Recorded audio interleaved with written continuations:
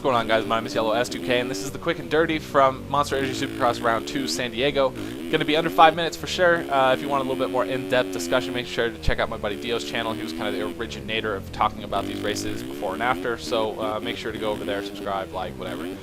His is a pretty good discussion. Anyway, big news from practice would be Stewart is not going to be racing tonight. He just didn't feel good in second practice from his concussion last weekend, so that's a little bit of a bummer.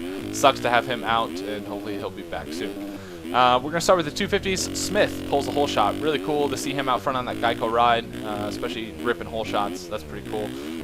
Webb gets a bad start. That's mainly the big story from this race. Is he gets not a terrible start, but he's a little ways back, and he's making quick work, to be honest. But Dakotas goes down from second, so that's a bummer.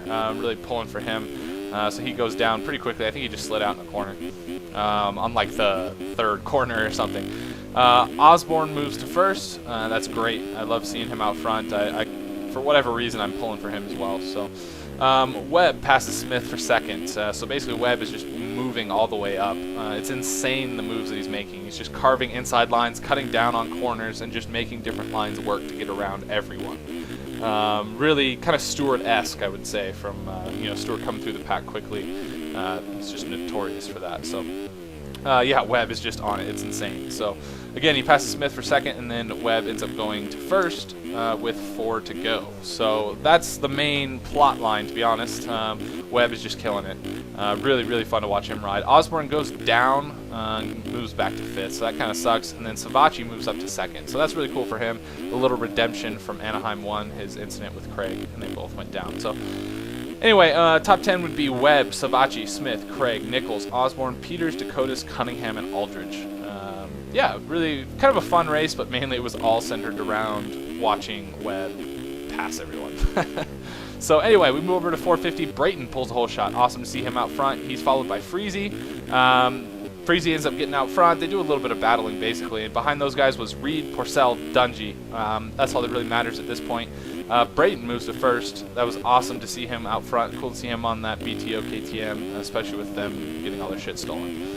Dungey is making quick work and just one at a time. Just nice, smooth inside lines, just getting around people, just in classic Dungey fashion.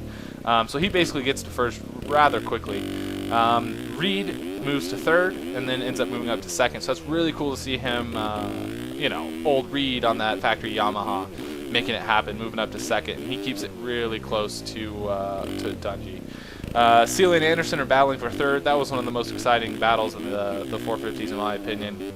Anderson takes an inside, pushes Seeley kind of into the tough blocks. I think he actually ended up going off the track. Maybe not quite, but yeah, but that was the pass for third. So that was really exciting to see. That was the main talking point. But the main thing was it was really cool to see Reed keeping it within 2 seconds of Dungey the whole time. One mistake by Dungey and Reed would have possibly gone away with this win here, but Dungey ends up winning it.